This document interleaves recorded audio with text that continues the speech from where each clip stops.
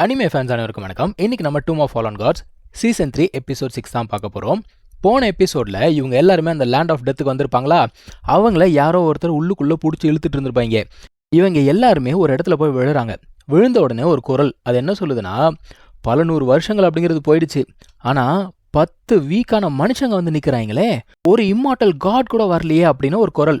இவங்க அப்படியே பார்க்குறாங்க, அந்த இடத்துல ஒருத்தன் உட்காந்துட்டு இருக்காங்க. அவனை காடுன்னு சொல்ல முடியாது, டெவில்னு சொல்ல முடியாது, கடவுள் பாதி மிருகம் பாதி கலந்து செய்த கலவையில் இருக்கிறான். இப்போ நம்ம ஹீரோ என்ன கேட்குறான், அதான் பல 100 வருஷம் ஓடி போச்சுல்ல, நீ எதுக்காக இன்னும் வெயிட் பண்ணிக்கிட்டு இருக்க அப்படின்னு கேட்குறான். என்ன காரணத்துக்காக வெயிட் பண்ணிக்கிட்டு இருக்கேன்னு கேட்குறான். அது பார்த்துட்டு அட ஆச்சரியமாக இருக்கே, ஏன்ஷியன்ட் லாங்குவேஜை பேசக்கூடிய ஆட்கள் இன்னமும் இருக்கீங்களா அப்படின்னு கேட்குது. ஏன்னா இவன் பேசுகிற லாங்குவேஜ் வந்து 10,000 வருஷத்துக்கு முன்னாடி இருந்தது, இப்போ அது கிடையாது. இப்போது நம்ம ஹீரோ என்ன கேட்குறான், எனக்கு ஒரு பதில் சொல்லுங்கள், தயவு செஞ்சு பதில் சொல்லுங்கள். 10,000 வருஷத்துக்கு முன்னாடி, அதாவது காட்ஸ் அண்ட் டீமன்ஸ் அப்படின்னு சொன்னாலே இவங்க வந்து அழிவற்றவர்கள் அப்படின்னு சொல்கிறோம், ஆனால் அப்படிப்பட்டவங்களே இறந்து போயிட்டாங்க. ஸோ அந்த காட்ஸ் அண்ட் டீமன்ஸ்க்கு என்னதான் ஆச்சு, இவங்க எல்லாரையும் ஒன்றா சேர்த்து அந்த ஒரு டூமை கட்டினது யாருன்னு கேட்குறான். சோழி முடிஞ்சு போச்சு. அது என்னடனா பயங்கரமாக கத்த ஆரம்பிக்குது. அந்த காட் டீமன் என்ன சொல்லுதுன்னா, 10,000 வருஷத்துக்கு முன்னாடி என்ன நடந்தது அப்படிங்கிறத என்ன கேட்காத, எனக்கு வந்து ஞாபகம் இல்லை, எல்லாமே மறந்து போச்சு, என்ன நடந்தது, நான் யார் அப்படின்னு சொல்லிட்டு இவன் கேட்குற கேள்வியெல்லாம் அது கேட்டுக்கிட்டு இருக்கு. இந்த காட் டீமன் பண்ண வேலையில் நம்ம ஆட்கள் எல்லாருமே மயக்கமாயிட்டாங்கப்பா. ஒரு வழியாக எந்திரிக்கிறாங்க. எந்திரிச்ச உடனே அது என்ன சொல்லுதுன்னா, இந்த மாதிரி என்கிட்ட மறுபடியும் கேட்காத அப்படிங்குது. நான் வந்து என்ன நானே எல்லாத்தையுமே மறக்கடிச்சுக்கிட்டு இந்த இடத்துல இருக்கேன், நீ தேவையில்லாமல் அது எல்லாத்தையும் ஞாபகப்படுத்திட்டு இருக்காத, அப்புறம் நான் எல்லாத்தையும் வந்து டிஸ்ட்ராய் பண்ண ஆரம்பிச்சிருவேன் அப்படிங்குதுப்பா. இப்போ அது என்ன சொல்லுது, நீங்கள் எல்லாரும் இவ்வளோ தூரம் வந்திருக்கீங்க அப்படின்னா இங்கே இருக்க ரூல்ஸ் படி நீங்கள் நடந்துக்கணும் அப்படின்னு சொல்லிட்டு எல்லாரையும் தூக்கி ஒரு இல்யூஷனுக்குள்ளே போட்டுடுச்சு.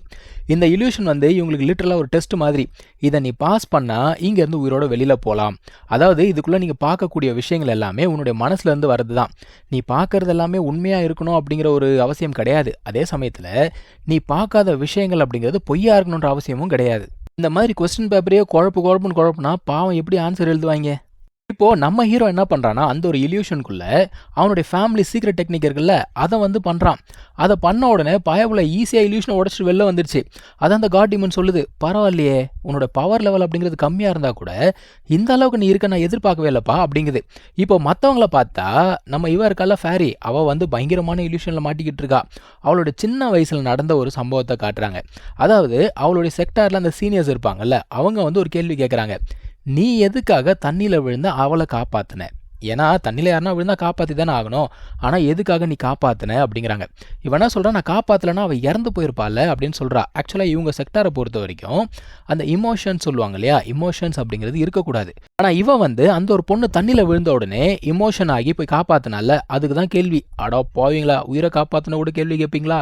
ஸோ இப்போ அந்த சீனியர் என்ன சொல்கிறாங்கன்னா, உன்னுடைய ஹார்ட் அப்படிங்கிறது ஸ்டோன் மாதிரி ஸ்ட்ராங்காக இருக்கணும், அப்போ தான் இமோஷன்ஸ் வந்து அதை ஷேக் பண்ண முடியாது அப்படிங்கிறாங்க.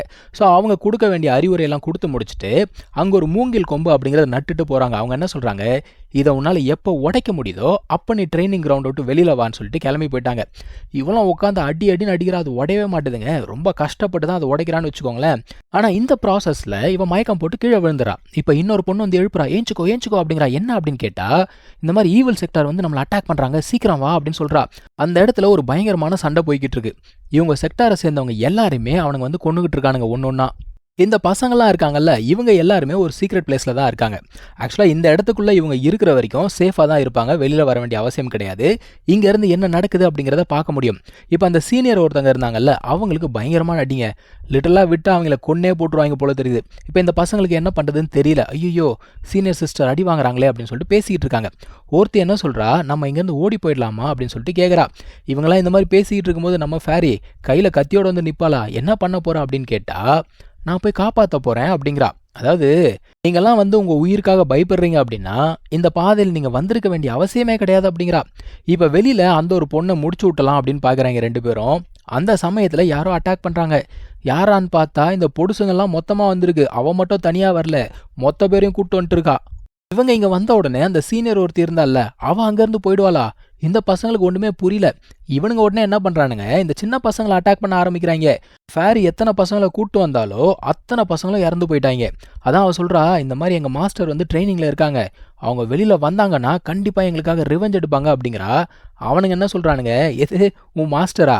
இங்கே இருக்கிறவங்களுக்குலாம் எமோஷனே கிடையாது, அப்படி இருக்கும்போது யார் வந்து ரிவெஞ்ச் எடுக்க போகிறாங்கன்னு நக்கலாக கேட்குறானுங்க. இப்போ அந்த இடத்துக்கு அந்த சீனியர் ஒருத்தவங்க ஓடி போனாங்கல்ல, அவங்க திரும்ப வராங்க. வந்து இவனுங்க கூட சண்டை போடுறாங்க. பட் ஆனால் அன்ஃபார்ச்சுனேட்லி அந்த ஒரு சண்டையில் அந்த ஒரு சீனியருக்கு அடிபட்டுது. அவங்க இறந்து போகிறாங்க. அவங்க என்ன சொல்கிறாங்கன்னா, இங்கே பாரு, வாழ்க்கையில் நம்ம வந்து எந்த ஒரு பந்தமும் இல்லாமல் வாழ முடியாது, ஆனால் இமோஷன்ஸ் அப்படிங்கிறது இருந்துச்சுன்னா இதுதான் கெதின்னு சொல்லிட்டு இறந்து போயிடுறாங்க. இப்போ செக்டார் லீடர் அங்கே வராங்க. வந்து ஒரே அட்டாக்ல 2 பேரையும் கொண்டுட்டாங்க. எல்லாருமே காப்பாற்றியாச்சு. இப்போ அங்கே வந்து ஒரு மீட்டிங் நடக்குதுங்க. அந்த செக்டார் லீடர் இருக்காங்கல்ல, ஒரு பொண்ணுக்கிட்ட என்ன சொல்கிறாங்கன்னா, இந்த மாதிரி உனக்கு இந்த சின்ன வயசுலேயே இந்த இமோஷனல்லெஸ் பாத் அப்படிங்கிறது புரிஞ்சிடுச்சு, நீ இதுக்கு மேலே எங்கள் கூட ப்ராக்டிஸ் பண்ணு அப்படின்ட்டாங்க. ஓகேன்னு சொல்லிட்டு அவளும் போயிட்டா. இப்போ அடுத்து அவங்க ஃபேரி கிட்ட பேசுகிறாங்க. அந்த ஒரு பொண்ணு இவ்வளோ நேரம் பேசிக்கிட்டு இருந்தோம்ல, அந்த பொண்ணு இந்த மாதிரி எல்லாரையும் காப்பாற்றணும் அப்படின்னு சொல்லிட்டு அந்த இடத்துக்கு போயிட்டு லீடர்கிட்ட சொல்லியிருக்கா. ஆனால் அது மட்டும் சொல்லலை, நம்ம ஃபேரி இருக்கால, அவளை காப்பாற்றுறது வேஸ்ட்டுங்கிற மாதிரி சொல்லியிருக்கா. அதான் இவங்க கேட்குறாங்க, உனக்கு வந்து அவன் மேலே கோவமா அப்படின்னு கேட்கும்போது, இல்லை அப்படின்னு சொல்கிறா. எனக்கு என்னோட இயலாமையை நினச்சாதான் கோவம் வருது, அவன் மேலே எனக்கு எந்த கோவமே கிடையாது அப்படின்னு சொல்கிறா. அதான் அவங்க கேட்குறாங்க, சரி நான் உங்ககிட்ட மறுபடியும் கேட்குறேன், உனக்கு மறுபடியும் இதே மாதிரி ஒரு ஆப்ஷன் கிடைச்சதுன்னா நீ என்ன முடிவு எடுப்ப அப்படின்னு கேட்டால், நான் மறுபடியும் எல்லாரையும் காப்பாற்றுவேன் அப்படிங்கிறா. அவங்களுக்கு கொஞ்சம் டிசப்பாயின்மெண்ட் தான். இருந்தாலும் என்ன சொல்கிறா, இல்லை வீக்காக இருக்காங்கல்ல அவங்கள வந்து ஒரு சாக்ரிஃபைஸாக யூஸ் பண்ணி எதிரிகளை வந்து தடுத்து நிறுத்தி அதுக்கப்புறமா ஸ்ட்ராங்கான பீப்புள் வந்ததுக்கப்புறம் இவங்க எல்லாரையும் கொண்டுருவாங்கல்ல. அப்போ இவன் என்ன சொல்கிறா, வீக்கான பீப்புளை நாங்கள் சாக்ரிஃபைஸாக யூஸ் பண்ணுவோம் அப்படிங்கிற மாதிரி சொல்கிறா. இப்போ இந்த இடத்துல இமோஷன் அப்படிங்கிறது பெருசாக இல்லை. இப்போ அவங்க என்ன கேட்குறாங்கன்னா, நீ சொன்னல சாக்ரிஃபைஸ்னு, இப்போ உன்னை நாங்கள் சாக்ரிஃபைஸாக யூஸ் பண்ணால் உனக்கு ஓகேவா அப்படின்னு கேட்குறாங்க. ஓகே தான் அப்படின்னு சொல்கிறா. இவங்களும் சரின்னு சொல்லிட்டு இனிமேல் நீயும் எங்கள் கூடவே ட்ரைனிங் பண்ணு அப்படின்னு சொல்லிடுறாங்கப்பா. இப்போ விஷயம் என்னன்னா, 10 வருஷத்துக்கு அப்புறம் செயின்டர்ஸ்னு சொல்லிட்டு ஒருத்தர் செலக்ட் பண்ணுவாங்க. அவங்களுக்கு முக்கியமான ஒரு மிஷன் இருக்குது. என்னென்னா, ஒரு ஆன்செஸ்டரை சீல் பண்ணணும். அந்த ஆன்செஸ்டர் எந்த ஃபேமிலியிலேருந்து வந்திருக்காங்க அப்படின்னு பார்த்தா, சென் ஃபேமிலியிலேருந்து வந்திருக்காங்க. நம்ம ஹீரோமே பார்த்தீங்கன்னா சென் ஃபேமிலியை சேர்ந்தவன் தான். அப்போது இவனுக்கும் அவருக்கும் ஏதாவது சம்மந்தம் இருக்குமோ? இப்போ அந்த காட் டீமன் என்ன தெரியுமா பண்ணுது, நீ இப்போ மற்றவங்களோட இல்யூஷனுக்குள்ளே போயிட்டு அவங்கள அப்சர்வ் பண்ணுன்னு சொல்லிட்டு இந்த ஃபேரியோட இல்யூஷனுக்குள்ளே அவனை போட்டு விட்டுடுது. அங்கே இருக்க ஈவில் ஆன்செஸ்டர் இவளை பார்த்து என்ன சொல்லுது, நீ வந்து முன்னாடியும் போக மாட்டேங்கிற பின்னாடியும் வர மாட்டேங்கிற, அப்படியே இருக்கிற அப்படிங்குது. அவளோட டீச்சர் ஒருத்தி இருப்பால, அவளை வந்து கையில் பிடிச்சி வச்சிருக்கு. அது என்ன சொல்லுது, உன் டீச்சர் ஆல்ரெடி உங்ககிட்ட சொல்லியிருக்கால, நீ வந்து அந்த சீல் உடையாமல் பார்த்துக்கணுன்னு. நீ இமோஷன் ஆகாமல் இருந்தாதான் அந்த சீல் வந்து உடையாமல் இருக்கும். நீ வந்து தேவையில்லாமல் ஆசை அது இதுன்னு சொல்லிட்டு மனசில் போட்டு வச்சுக்கிட்டேன்னா சீல் வந்து நிற்காது அப்படின்னு சொல்லுது அது.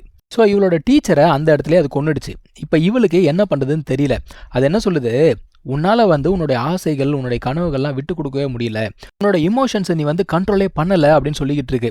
இப்போ அந்த பொண்ணுமே ரொம்ப ஒரு மாதிரி அழுதுட்டு இருக்கால, அவகிட்ட ஒரு வாய்ஸ் வந்து பேசுது. அது என்ன சொல்லுதுன்னா, நீ வந்து இது எல்லாத்தையும் மாற்ற முடியும், உன்னுடைய ட்ரூ செல்ஃப் என்னவோ அதுவாக நீ மாறின அப்படின்னா எல்லாத்தையும் மாற்ற முடியும் அப்படின்ன உடனே இப்போ இவன் வந்து சேஞ்ச் ஆகிறா. இவன் என்ன சொல்கிறான்னா, விட்டு கொடுக்க முடியாதது அப்படின்னு சொல்லிட்டு எதுவுமே கிடையாதுன்னு சொல்லிட்டு அவள் கண்ணு முன்னாடி என்னென்ன இல்யூஷன் வருதோ எல்லாத்தையுமே வெட்டி சாய்க்கிறா. அவள் வெட்டி சாய்க்கிற அந்த 2 உருவத்தில் நம்ம ஹீரோவும் அப்புறம் அந்த குட்டி பொண்ணு இருந்தால அவளும் இருக்கா. அதான் நம்ம ஹீரோ அதை பார்த்த உடனே வேகமாக போகிறான். பட் ஆனால் அந்த காட் டிமன் தடுத்து நிறுத்திடுறாரு. அமைதியாக வேடிக்கை மட்டும் பாரு அப்படிங்கிறாரு. இப்போது அங்கே இருக்க உருவம் என்ன சொல்லுதுன்னா, ஓ இதுதான் நீ எல்லாத்தையும் விட்டு கொடுக்கறதா, அதாவது இந்த பாஸ்ட் அப்படிங்கிறது உனக்குள்ளே ஆல்ரெடி ஒரு மார்க் அப்படிங்கிறது கிரியேட் பண்ணிடுச்சு. இன்றைக்கி இந்த பாத் ஆஃப் டிசையர் அப்படிங்கிறத வச்சு உன் பாத் ஆஃப் இமோஷனை நான் உடைக்கிறேன்னா இல்லையா பாரு அப்படிங்கிறாப்புல. இப்போ இவளுக்குள்ளே என்ன இமோஷன் வந்ததுன்னு தெரியல. நம்ம ஹீரோவை நோக்கி தான் வேகமாக போய்கிட்டு இருக்கா.